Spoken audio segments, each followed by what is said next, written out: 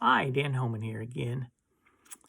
Sometimes you come across a devotion and it's really hard hitting, and this one, that's what this is for me, and it's really directed to me, between me and God, but I just felt I needed to go ahead and do it, record it for everybody. So pray for me anyway.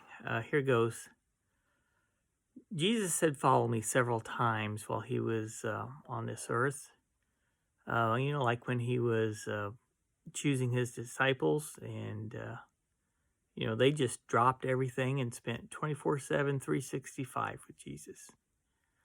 At Matthew 4:18 through 20. As Jesus was walking beside the Sea of Galilee, he saw two brothers, Simon called Peter and his brother Andrew. They were casting a net into the lake, for they were fishermen. "Come, follow me," Jesus said, "and I will send you out to fish for people." At once they left their nets and followed him. And in Matthew 9:9, as Jesus went on from there, he saw a man named Matthew sitting at the tax collector's booth. "Follow me," he told him, and Matthew got up and followed him. Others, like the rich young man, chose not to. You can read the account in Matthew 19:16 through 22, but basically a rich young man feels he's doing everything right, but is questioning what he must do to get eternal life. In the end, Jesus tells him to sell all he has and give that to the poor, and then return and follow him. The young man left sad because he had great wealth. What does Jesus say, "Follow me," mean for us today? What's it mean for me? Obviously, he's not here in the physical form like he was then, but I think the expectation is the same. Did you notice in the passages that Peter, Andrew, and Matthew immediately stopped what they were doing and followed Jesus? There's no mention of any discussion, considerations, sending word to family or employers.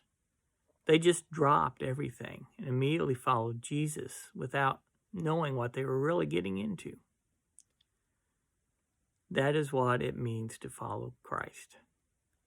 It is a radical change of life where we seek his kingdom above all things, regardless of the potential pain or cost to us. So what would this radical change of lifestyle look like today? I think it's something we see a lot, but often misinterpret. I'm sure you're all familiar with what a workaholic looks like. Someone who spends all their time or the majority of their time working, spending very little with their wife or kids or family. And even when they do, they end up working during that time still. However, sometimes we see a pastor or a person who works with the poor and needy who seem to spend all their time doing their job.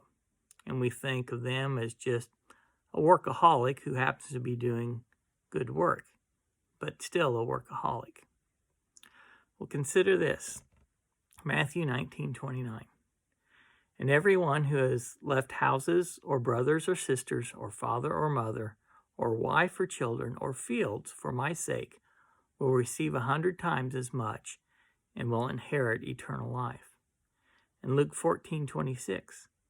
"If anyone comes to me and does not hate father and mother, wife and children, brothers and sisters, yes, even their own life, such a person cannot be my disciple."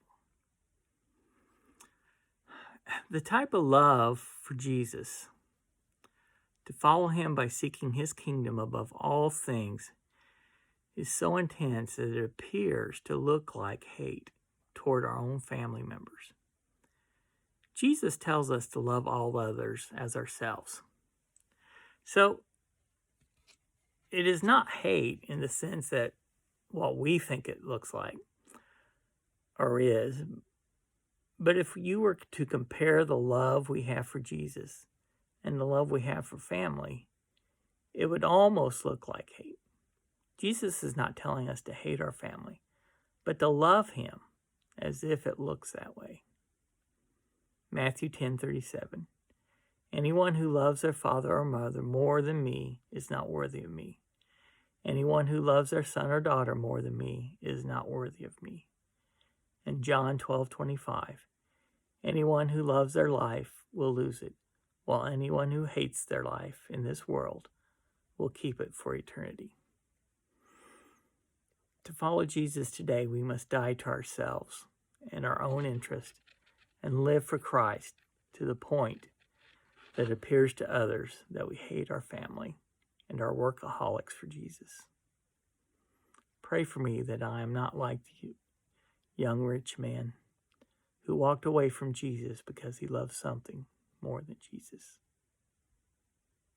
God bless.